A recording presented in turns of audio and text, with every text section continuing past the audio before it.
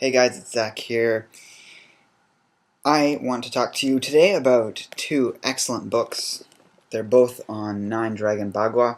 And before I get into talking about the books and the amazing content in them, I just want to give a brief intro or background on my experiences with this system.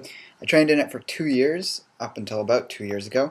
I've actually taken a long break from training in that. I was doing other exercises and things, and I was very busy at that period of my life, but I'm at a point where I'm actually starting to get back into this.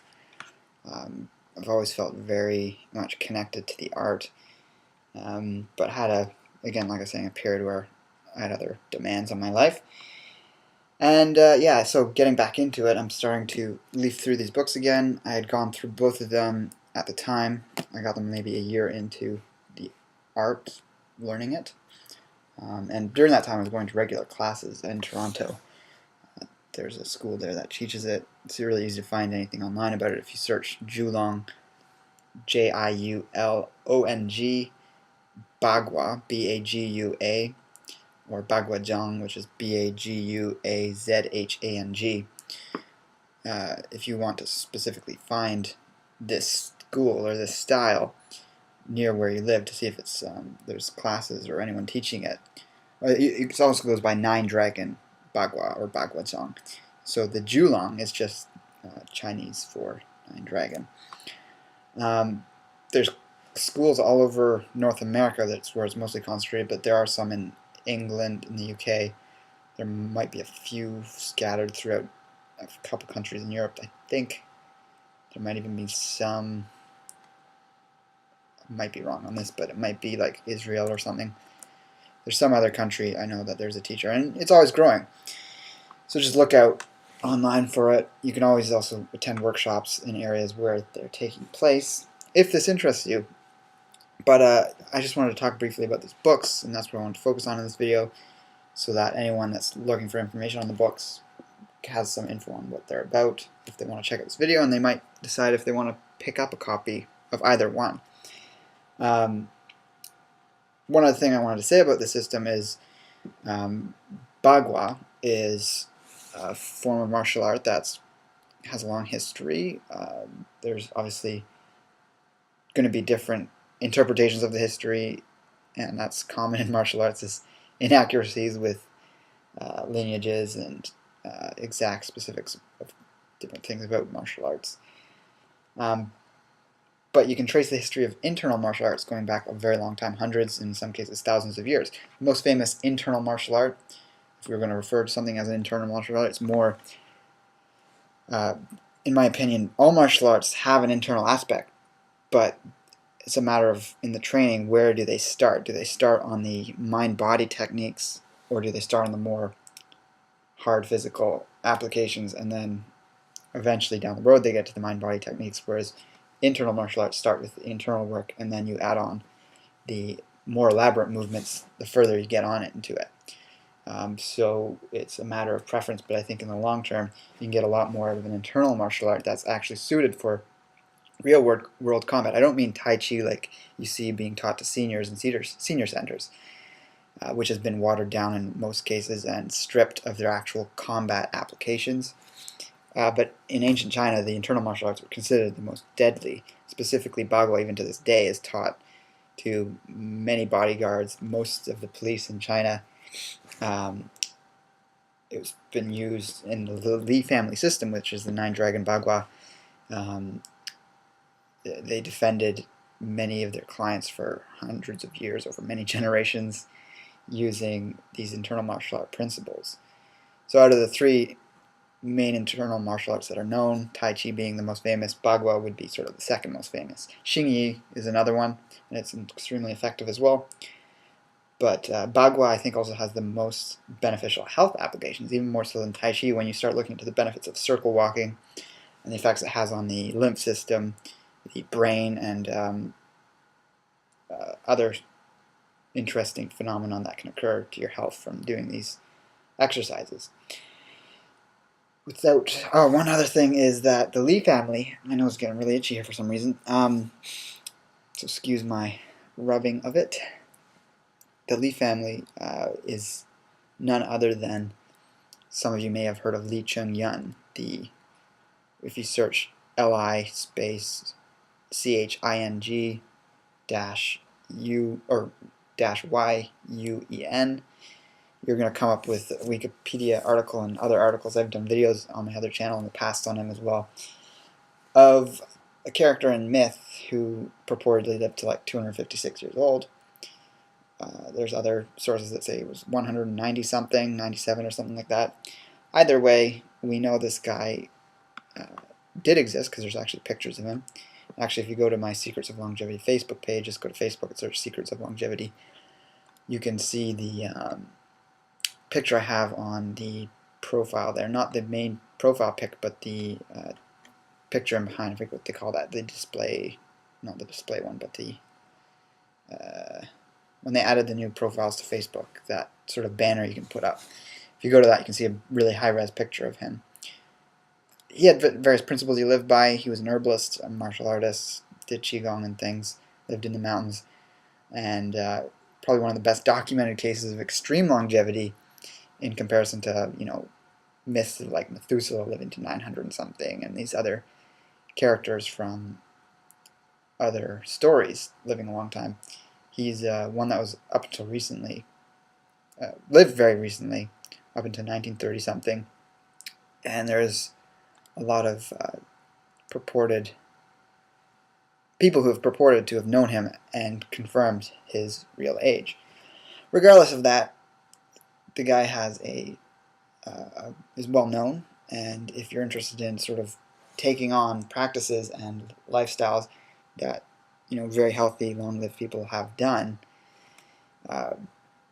that's how I first found this, as I was actually searching what martial art he was doing, and I came across Nine Dragon Baguazhang.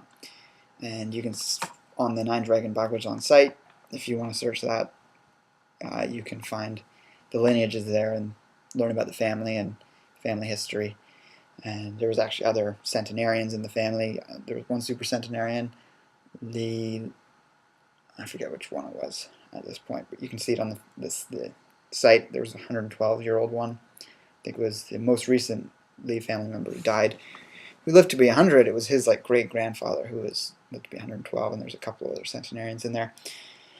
So yeah, that's what I'm about, the health side of it for sure, but I'm also interested in the self-defense applications, because that's a part of living a long time, is not succumbing to incoming forces, whether it's disease-related or it's someone that's out to personally harm you.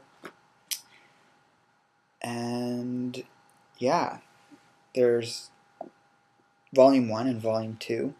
Volume 1 is Forms and Principles, and it's the most general one if you don't happen to live near anyone that's teaching it, or you just want to kind of read about it before getting into it, or you are doing it and you want to learn more about all the information of the martial art and expand your knowledge of it. Volume 1 is Forms and Principles, and it covers the history, philosophy, internal exercises, what it's all about with the 8 palms, the 8 trigrams, the linear walking, the circle walking, and all the sort of exercises they do specifically for the style of martial art. A lot of information, like you can see, it's, I mean, here's just the middle of the book.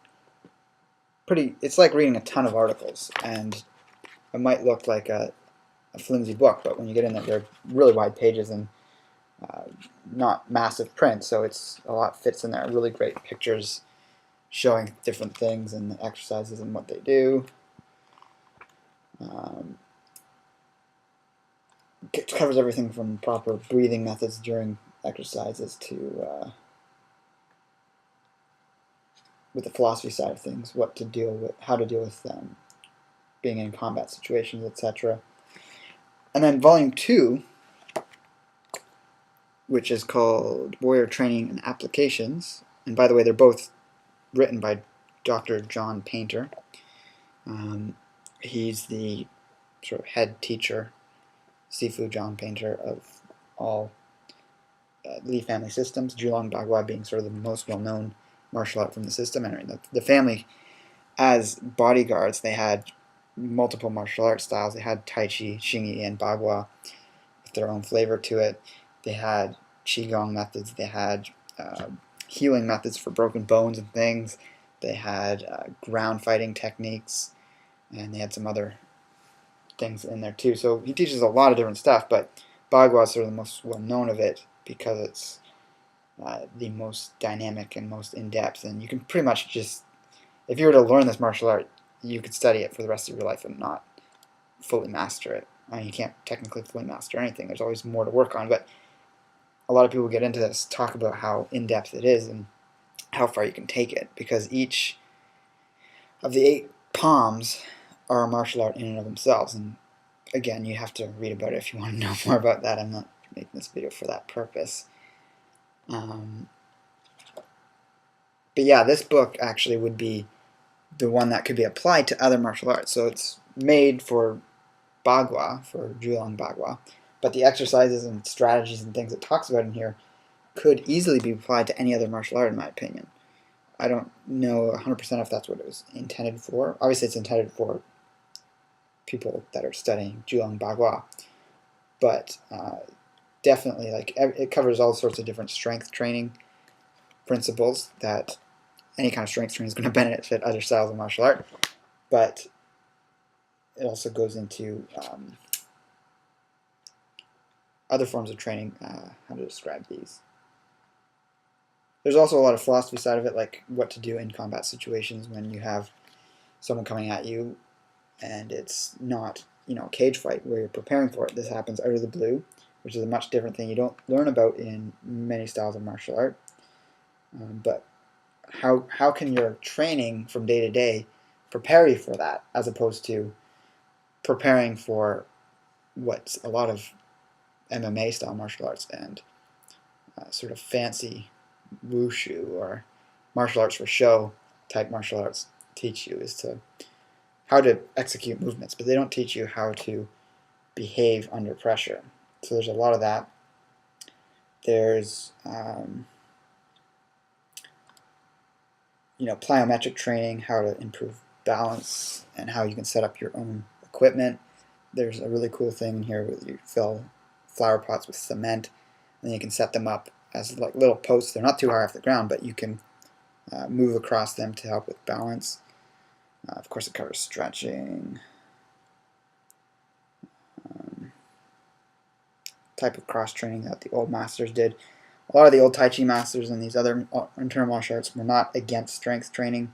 It's a big myth out there. There's a really cool exercise with those Swiss balls. I'm not going to be able to see this, but you fill it with water and you practice like moving around with it. So as you move around, the water shifts and throws you off balance, and you have to learn to work with that. So that, you can imagine, is very much more realistic type strength training with an application to real world scenario that you wouldn't have from just lifting weight in a gym.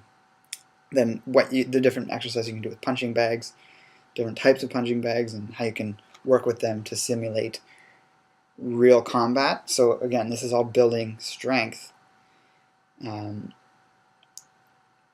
a way that's not just like, you know, a static movement.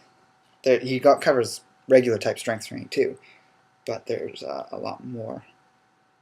I mean, I'm just looking through it. It's so rich, and I can't even begin to talk about all the different things in here. But it's very much, while the majority of it is made for Bagua, and specifically JIULONG Bagua, it is applicable to other styles if you're already fully involved in a martial art, and you just want to sort of expand your possibilities of training.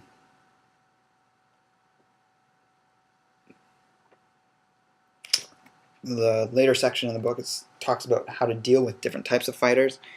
So if you have someone coming at you and they're holding different stances, like as you can see here, there's examples of the different stances that different styles would take on. So if you're, God forbid, get into a fight where someone is coming at you and you see them holding these different things or poses, and you kind of you can learn to recognize what it is they're doing, then you can be prepared for what's about to come your way and how you would respond to that in different ways for the different styles that someone might use against you.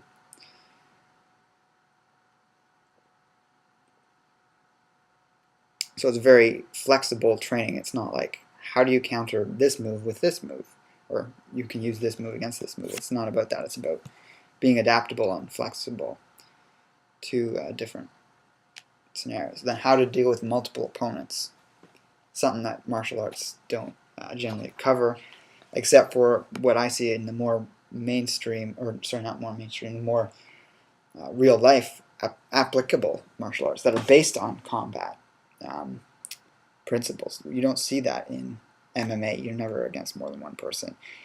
But Krav Maga, Sistema, all these martial arts that are used by police, the military, bodyguards, people who have to deal with real life people and intense combat situations, you need to have real life skills, not these sort of fake set up scenarios that you have in a ring or other situations. So you need to be able to deal with the weapon, deal with the multiple attackers. And that's what you get from studying a real martial art that has real world applications, as opposed to one that's for show. How to defend it against someone trying to go for your throat with a knife. At the very back it talks a bit about the traditional weapons. And actually within the traditional weapons in this style of Bagua includes a pistol, which is kind of neat. So yeah, that was just an overview of these two books. Pretty quick and pretty general. Can't really cover it enough and say enough of it. It would be too long. But I know Dr. Painter put a lot of work in these and well worth the investment. I think it's volume 1 that's available on Amazon. Actually, no, it's volume 2. It's around $25 on Amazon. You could probably find volume 1 on other sites if you were to search for it. Basically, the title is Combat Baguazhang, 9 Dragon System. Volume 1, Forms and Principles. And then the second volume, it's the same volume except volume 2, Warrior Training and Applications. So if you were to search those titles, you'd find somewhere to buy them. I know Amazon isn't carrying the volume 1 anymore. I think they're sold out. But there's other sources to find those. And of course, look online for schools in your area if it interests you. Just the health benefits alone is the biggest factor that has me wanting to continue with it. But it's a very rich system. And I've looked at a few different martial arts and participated in different ones, and nothing comes close to the benefits that come from this. So yeah, without further ado, I'm going to wrap this video up. And yeah, check it out. I'm going to put a link in the drop-down menu for the 9 Dragon Bagua main site. I'll also put a link for the Toronto school, which is one I've attended in the past and may eventually start going to classes to again. There's other schools, there's other teachers who are not as haven't been teaching as long, but they're trained teachers in the system, and they're opening all over the place all the time, so I can't keep track of them, but you can find them by just doing searches and asking around with anyone who's involved in the system. So with that, the other link I'll put in there is some information on Li Ching. I'll also stick a link here if you want to go see my little series I did a while back on my Secrets of Longevity channel about him. I'll also probably be linking to this video from future videos on Secrets of Longevity. I guess I didn't want to cover this on the main channel because I thought it'd be a bit more rambling, and it kind of was. So, thanks for watching. Subscribe if you haven't done that before. Like and favorite the video. Pass it along to people you think might be interested. And with that, take care and embrace life without limits. No, that's what I said in the end of my other videos. Don't need to say that on this channel. Just take care. And I'll be back soon with another video.